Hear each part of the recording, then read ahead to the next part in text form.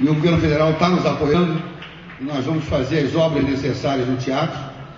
E eu não vou fazer aqui nenhum padedê, não vou dançar balé, nem vou tocar a orquestra. E nós temos uma grande orquestra no Teatro Municipal, temos um grande corpo de baile, temos um grande coro. Mas dizer o seguinte: hoje foi um dia iluminado para o Rio de Janeiro. Nós vivemos um momento no Brasil extraordinário, um momento em que há estabilidade econômica, crescimento econômico, geração de milhões de empregos no país. E o Rio de Janeiro hoje assistiu a 14 mil operários do maior investimento privado da América do Sul, apoiado pelo governo federal, aqui próximo em Santa Cruz, a 40 quilômetros daqui. E o presidente Lula teve a oportunidade de falar para 14 mil trabalhadores. Depois nós fomos inaugurar uma fábrica importante da Michelin e depois fomos inaugurar uma grande unidade de saúde com o ministro Temporão, de um projeto de pré-hospitalar chamado UPA 24 horas. De maneira que fechar o dia, acho que foi um dia completo, presidente, um dia com geração de empregos, inauguração de fábrica, atendimento na área da saúde e prioridade para a educação. Então, todos os parabéns.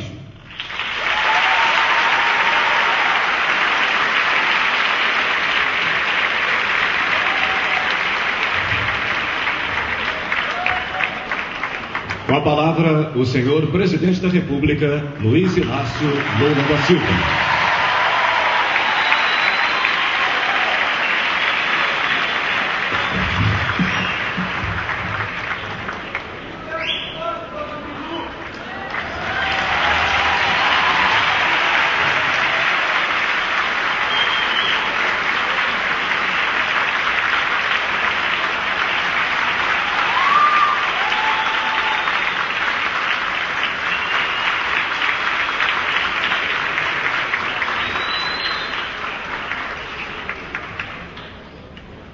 Parece um artista que está mais famoso que você, Carla Camurati. Eu vou começar cumprimentando o nosso querido Ricardo Oliveira da Silva, lá do nosso querido estado do Ceará. Cumprimentar o nosso querido companheiro, amigo e governador do Rio de Janeiro, Sérgio Cabral. Cumprimentar todos os nossos queridos alunos e alunas medalhistas de ouro. Quero cumprimentar o nosso ministro de Ciência e Tecnologia, Sérgio Rezende. Cumprimentar o nosso querido companheiro Fernando Haddad, ministro da Educação. O companheiro ministro da Saúde, Temporão, que apresentou no final do ano passado um PAC da saúde em que prevíamos investir mais 24 bilhões de reais por ano na saúde, e um dos programas era levar médico e dentista para todas as escolas públicas brasileiras, que lamentavelmente teve que ser paralisado porque um pequeno grupo de senadores resolveu não aprovar a CPMF. E, portanto, o Pacto da Saúde está sendo reconstruído para ver o que nós podemos fazer. Eu sou do tempo em que a gente ia na escola pública e a gente tinha médico e dentista. E hoje as crianças se ressentem muito nesse país. Quero cumprimentar o nosso querido companheiro Edson Santos, ministro-chefe da Secretaria Especial de Políticas e Promoção da Igualdade Racial, o nosso querido senador Marcelo Crivella, o deputado federal Sandro Matos, a nossa querida e sempre importante amiga Carla Camurati, presidente da Fundação Teatro Municipal. Cumprimentar a nossa secretária da Saúde do Estado do Rio de Janeiro, Tereza Porto, da Educação, desculpa, Tereza. Quero cumprimentar o nosso companheiro Alexandre Cardoso, secretário estadual de Ciência e Tecnologia, a nossa companheira Benedita da Silva, secretária estadual de Assistência Social e Direitos Humanos, o José Roberto Marinho, presidente da Fundação Roberto Marinho, o professor César Camacho, diretor-geral do INPA. Quero cumprimentar a minha querida companheira Sueli Druck, nossa diretora acadêmica dessa coisa maravilhosa do nosso Instituto de Matemática. Primeiro, Sueli, era uma dívida que você tinha comigo e uma dívida que eu tinha com você e com o Camacho, de virmos participar da entrega do prêmio dos alunos e alunas que ganharam as Olimpíadas. Porque foi uma cumplicidade boa que fez com que em 2004 assumíssemos o compromisso, na verdade não o compromisso, o desafio de realizar uma Olimpíada da Matemática que envolvesse as escolas públicas. A Sueli foi ao Palácio do Planalto com um grupo de alunos premiados das Olimpíadas de 2003.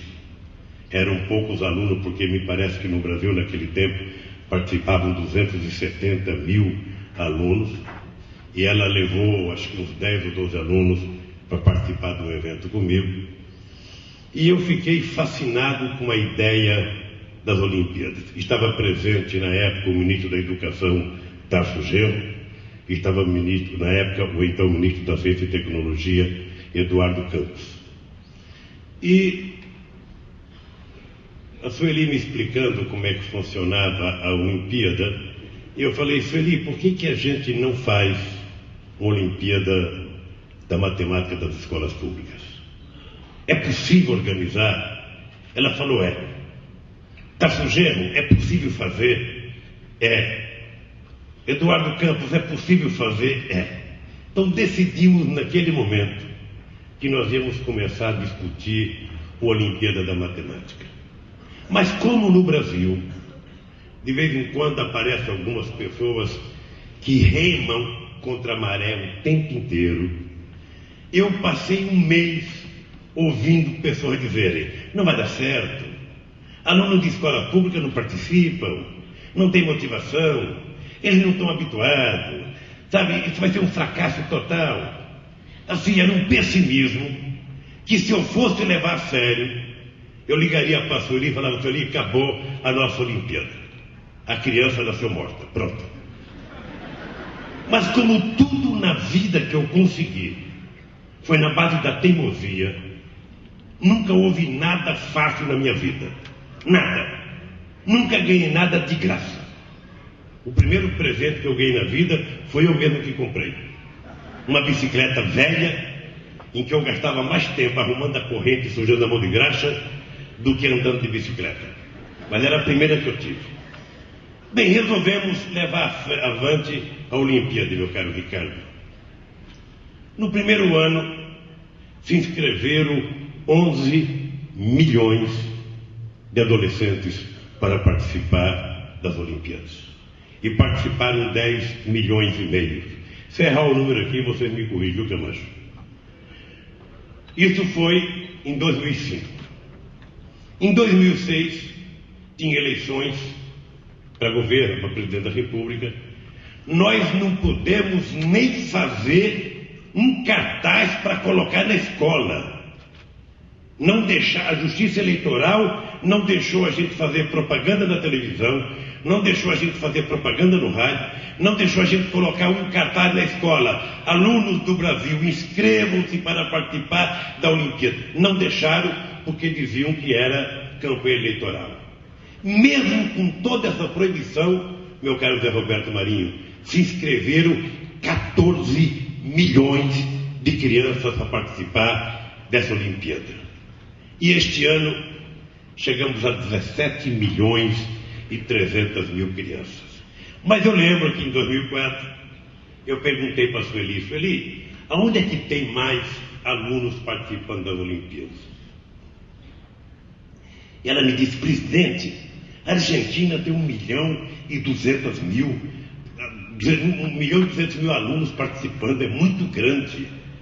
Os Estados Unidos, presidente, tem 9 milhões de alunos participando, e alunas. Nós nunca vamos chegar lá.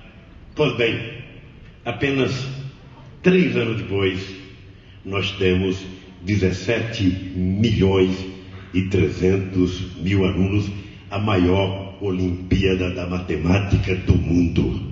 Só perderemos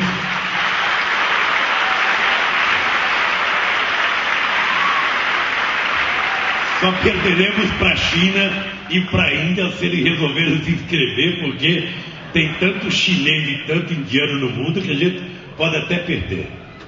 Mas o que é gratificante nisso, companheiro Camacho e companheira Sueli? É que eu sempre acreditei numa tese. O ser humano, ele não precisa ser tutelado. Ele não precisa de alguém que diga para ele, faça assim que vai dar certo. O que ele precisa é apenas de uma oportunidade. O que ele precisa é de um despertar das suas vocações para que ele sinta o prazer ou não de fazer as coisas. E já desde 2005 que eu estou falando com meu companheiro Fernando Haddad. Vamos fazer as Olimpíadas do Português. Também não é fácil, porque a gente pensa que é fácil na matemática, porque já tem um instituto que fazia isso. Português a gente não tem, mas agora fizemos uma parceria com o Itaú. Eu espero, viu, Cabral, que na Olimpíada da Matemática o Itaú não deu os computadores, mas do português, que ele é sócio, certamente ele não vai se negar a dar. Já que vai dar agora para a matemática, dá também para o português, depois dá para a física, depois dá para a ciência, depois dá para as artes, e vai dando.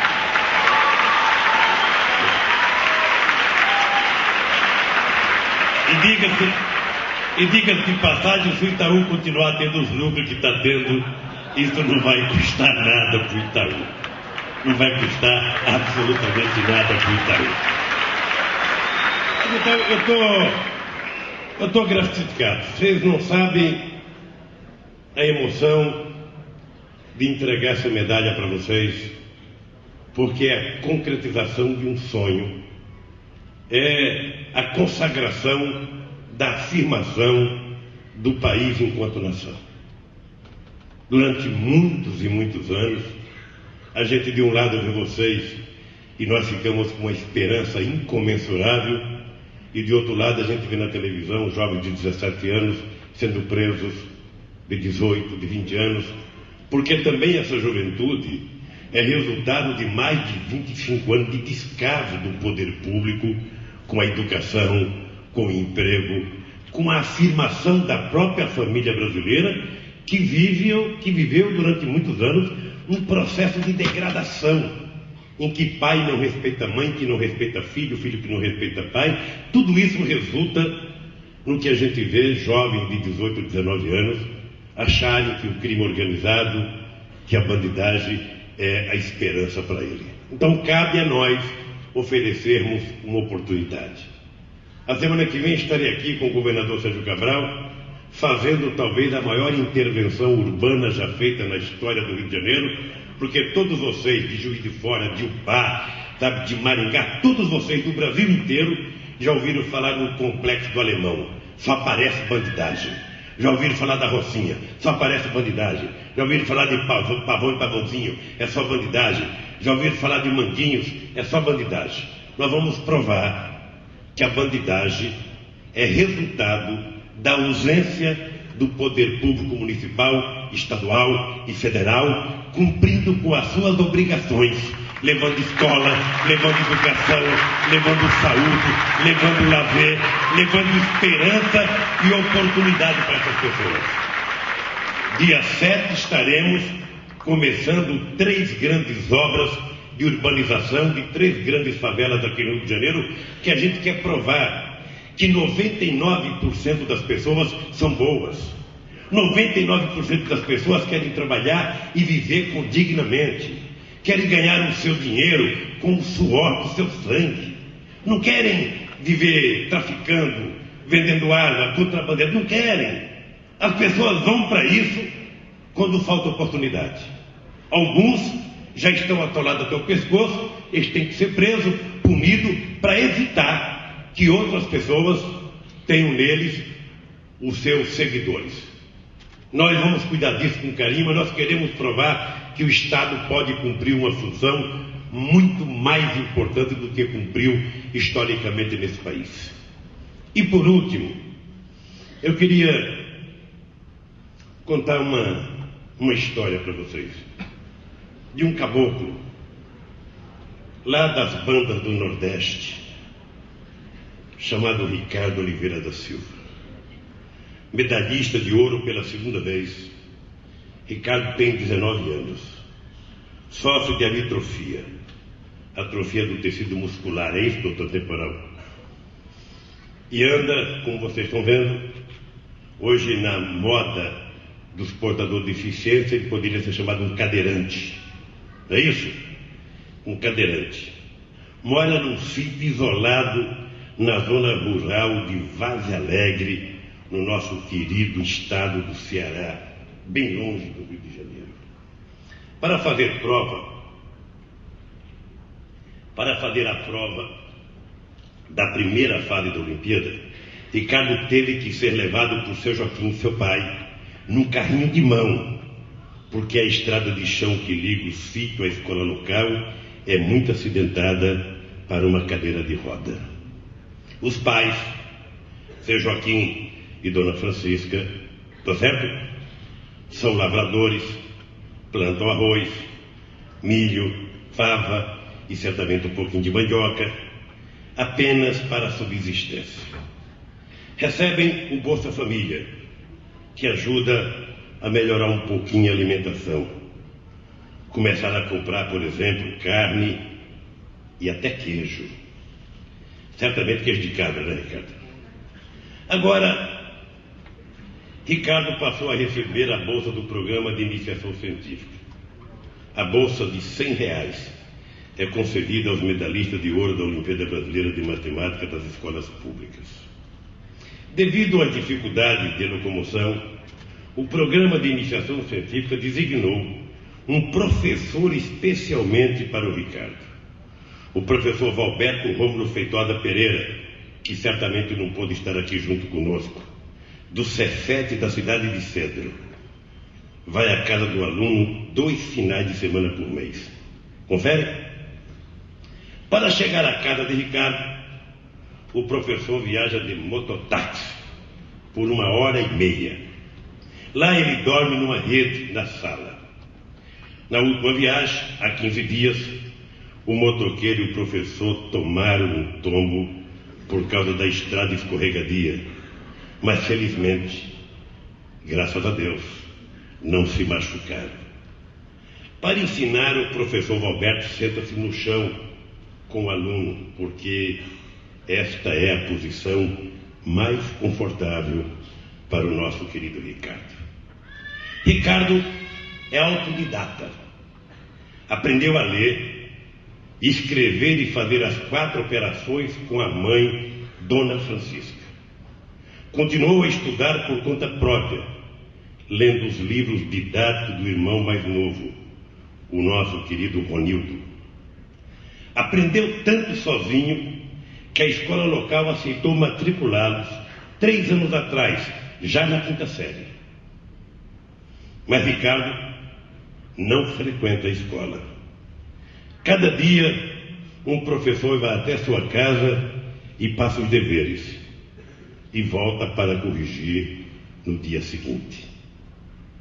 Tantas dificuldades não desanimam Ricardo. E ele disse: a deficiência física não atrapalha. O que conta é o talento e o esforço.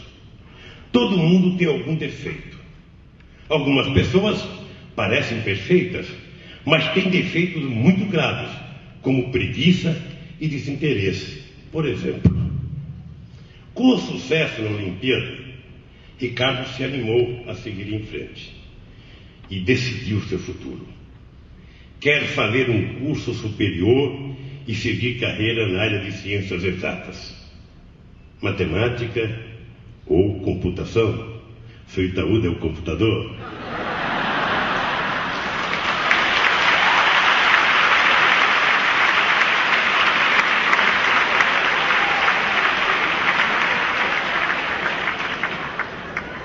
Por último, veja o que pensa o nosso querido Ricardo. O Ricardo sonha em ajudar o país com os seus conhecimentos.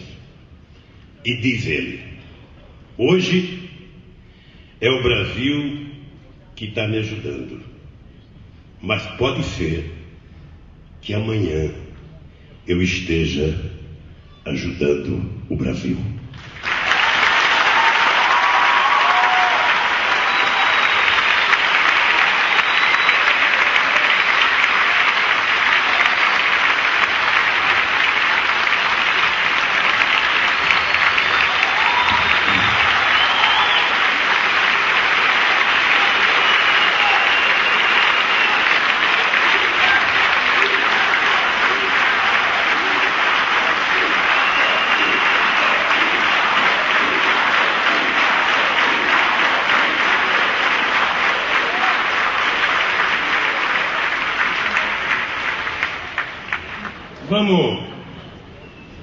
Vamos ver aqui o que diz aqui o nosso companheiro Wallace. O Wallace é tricampeão. Esse já tem computador, viu? Então não precisa se preocupar com isso. Mas o Wallace, como todo mundo, tem problemas. Mas também sabe superar os problemas. Ele não se considera um gênio da matemática. E ele diz o seguinte: sou esforçado. Você tem que botar a mão e o coração naquilo que deseja alcançar, e seja o que Deus quiser. E diz ele: Deus disse, faça a sua parte, e eu lhe ajudarei. É isso, Crivella? Muito bem. Wallace é uma pessoa que guarda boas lembranças das aulas de tabuada que tinha com a mãe. Diz ele que foi o começo de tudo, a base para tudo que aprenderia depois. Ele já traçou o próprio destino. Quando perguntado o que quer da vida, a resposta está na ponta da língua. Mitidão assim, matemática pura é minha praia. Quero seguir a carreira, quero ser mestre, quero ajudar a melhorar o ensino de matemática no Brasil. Parabéns, querido Wallace.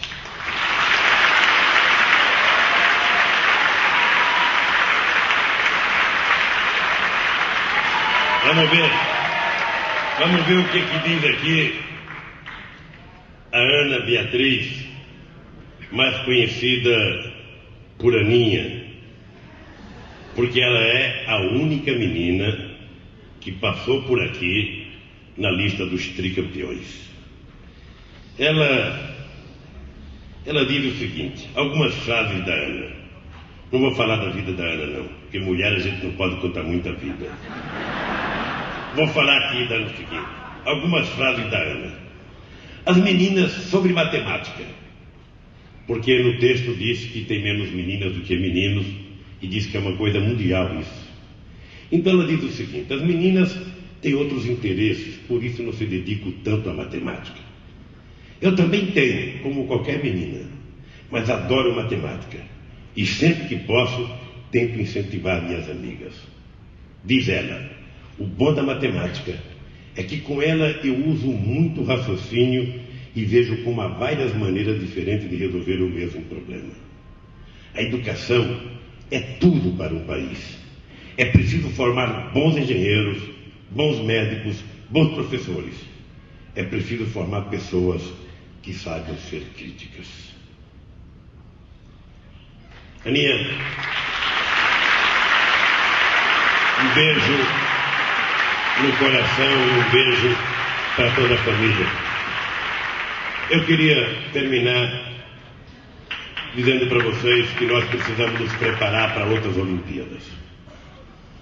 Eu não vou falar de educação, o Fernando Haddad sabe o que eu penso de educação. Obviamente que nós temos no Brasil, sabe, os professores brasileiros e as professoras foram durante décadas e décadas tratados como se fossem cidadãos de segunda classe. Ou seja, durante muito tempo os professores não tiveram reajuste, aumentou a quantidade de alunos por sala de aula, não melhorou a condição de cada professor, e a profissão, que era uma paixão nacional, sabe, foi se deteriorando, foi criando uma espécie de desmobilização e desmotivação. E obviamente que um trabalhador em qualquer atividade, um jogador de bola, vocês sabem, né, quando o jogador está desmotivado, É aquele que perde a bola, ao invés de correr atrás da bola para pegar a bola outra vez, vai a mão na cintura e fica esperando os companheiros se matar para tirar a bola. Esses que a gente chama de chupa-sangue, sabe? Que parecem famosos, mas não correm atrás da bola, não sua a camisa. Obviamente que todo mundo que não está motivado, que tem uma divergência, as pessoas conseguem não produzir aquilo que precisaria produzir.